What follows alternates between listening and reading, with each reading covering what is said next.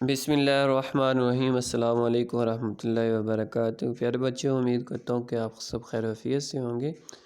ہم اپنے سلسلہ درس کو آگے بڑھاتے ہیں۔ جیسا کہ ہم نے شروع کیا ہوا تھا، اس جملہ اسمیہ اور جملہ فعلیہ، جملے کے اجزاء ترکیبی ہیں، وہ ہم نے شروع کیے ہوئے تھے۔ اور جملہ اسمیہ ہم نے جو پڑھنا شروع کیا تھا اور اس کا کچھ حصہ پڑھ لیا تھا، آج ہم اس کو مکمل کرتے ہیں۔ تو کتاب کے صفحہ نمبر 76 پر جو جملہ اسمیہ اور جملہ فعلیہ موجود ہے، تو آئیے ہم اس کی طرف بڑھتے ہیں۔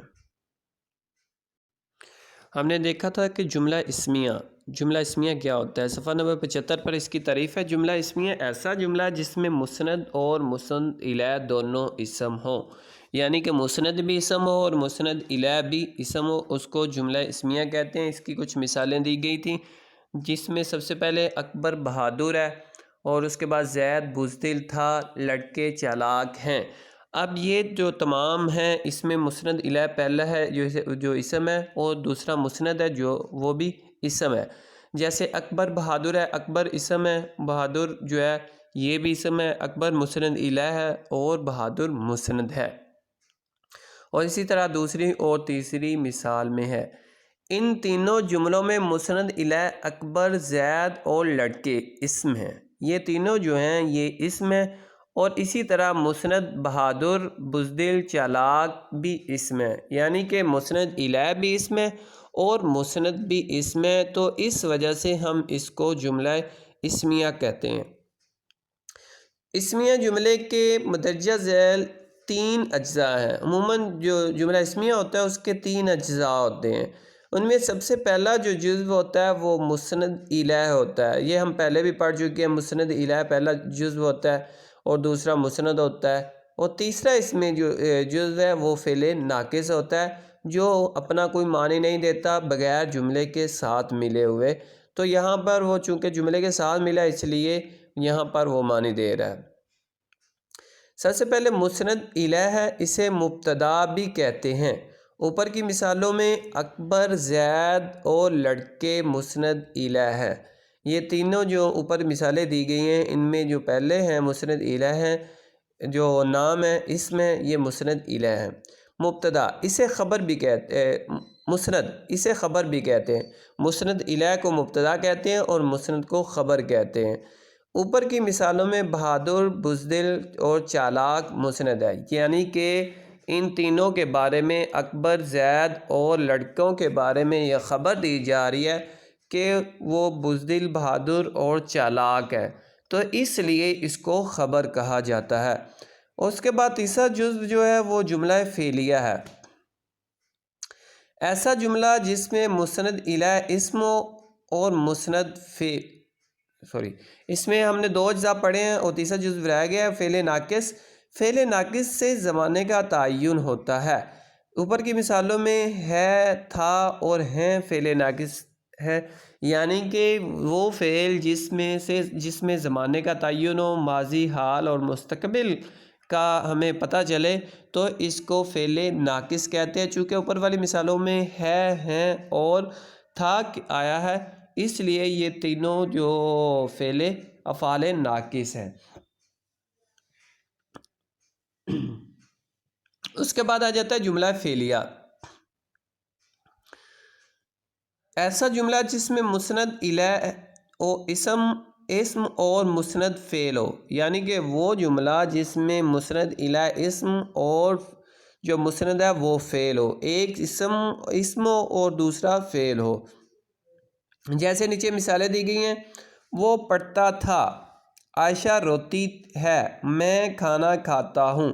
اب یہ تینوں جو دی گئی ہیں مثالیں، ان میں پہلا جو ہے وہ مسند ہے اور دوسرا جو ہے یہ مسند الیہ ہے۔ پہلا مسند الیہ ہے اور دوسرا مسند ہے۔ جو مسند ہے، مسند الیہ ہے، وہ اسم ہے اور مسند فعل ہے۔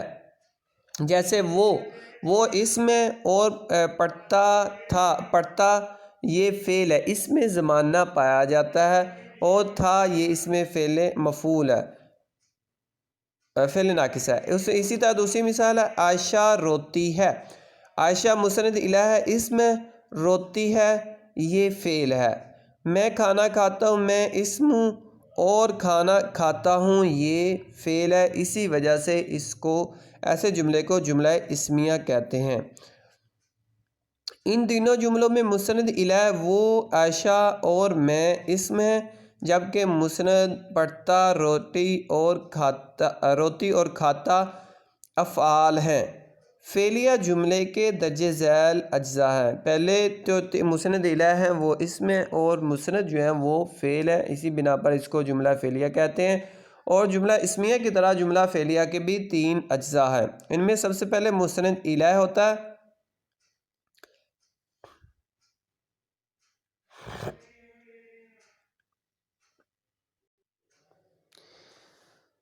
مسند الیہ سے فاعل کہتے ہیں۔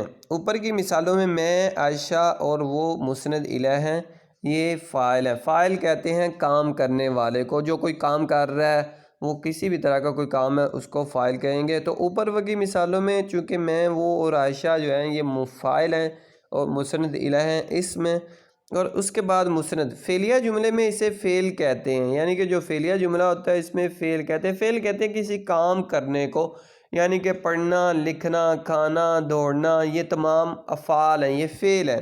تو اوپر کی مثالوں میں پڑھتا، روتی اور کھاتا یہ مسند الیہ ہیں اور فعل ہیں۔ مفعول جس پر کام کیا جائے وہ مفعول کہلاتا ہے، یعنی کہ جس چیز پر کام کیا جائے وہ مفعول کہلاتا ہے۔ جیسے کہ اوپر والی مثالیں دیکھیے، میں کھانا کھاتا ہوں، میں تو ہو گیا مسند الیہ اسم، اور اس کے بعد کھانا جو ہے کھاتا ہے یہ فعل ہے، اس کو مسند کہتے ہیں۔ اور کھانا جو مفعول ہے، اس پر کام واقع ہو رہا ہے۔ نیچے مثال بھی دی گئی ہے، جیسے وہ ہاکی کھیلتا ہے، وہ ہاکی کھیلتا ہے، میں ہاکی جو ہے یہ جو مفعول ہے، کیونکہ ہاکی پر کام ہو رہا ہے۔ اسی طرح وہ روٹی کھاتا ہے، روٹی جو ہے یہ مفعول ہے کیونکہ اس پر کام ہو رہا ہے۔ تو عزیز طلبہ، یہ تھے جملہ اسمیہ اور فعلیہ کے اجزاء، اور اس کے بعد آ جاتا ہے مبتدا اور خبر میں کا فرق اور آگاہی۔ جملہ اسمیہ جملے کے مسند کو الیہ کو مبتدا، جبکہ مسند کو خبر کہتے ہیں۔ جملہ اسمیہ کا جو مبتدا ہوتا ہے، جو جملہ اسمیہ کا جو مسند الیہ ہوتا ہے اس کو مبتدا کہیں گے، اور جو مسند ہوگا اس کو خبر کہیں گے۔ مثالیں دیکھیے، عادل ذہین تھا، عادل یہاں پہ مسند الیہ اس کو مبتدا کہیں گے، ذہین یہاں پہ مسند ہے اس کو خبر کہیں گے۔ اسلم نالائق ہے، اسلم یہاں پر مبتدا ہے، اسم جو مسند الیہ ہے، نالائق یہاں پہ خبر ہے اور جو کہ مسند ہے۔ پتھر سخت ہے، لکڑی مضبوط ہے۔ اسی طرح ان مثالوں میں عادل، اسلم، پتھر، لکڑی مبتدا ہے، جبکہ ذہین، سخت اور مضبوط مسند یعنی کہ خبر ہیں۔ تو عزیز طلبہ، یہ تھا ہمارا آج کا سبق، جملہ اسمیہ اور جملہ فعلیہ میں فرق۔ پیارے بچوں، آج کی جو آپ کی ڈائری ہے وہ جملہ اسمیہ اور جملہ فعلیہ، یہ آپ نے مکمل دونوں یاد کرنے ہیں کہ جملہ اسمیہ کیا ہوتا ہے اور جملہ فعلیہ کیا ہوتا ہے۔ اگلے سبق تک کے لیے اپنا بہت سارا خیال رکھے گا۔ اللہ تعالی ہم سب کا حامی و ناصر ہو، آمین۔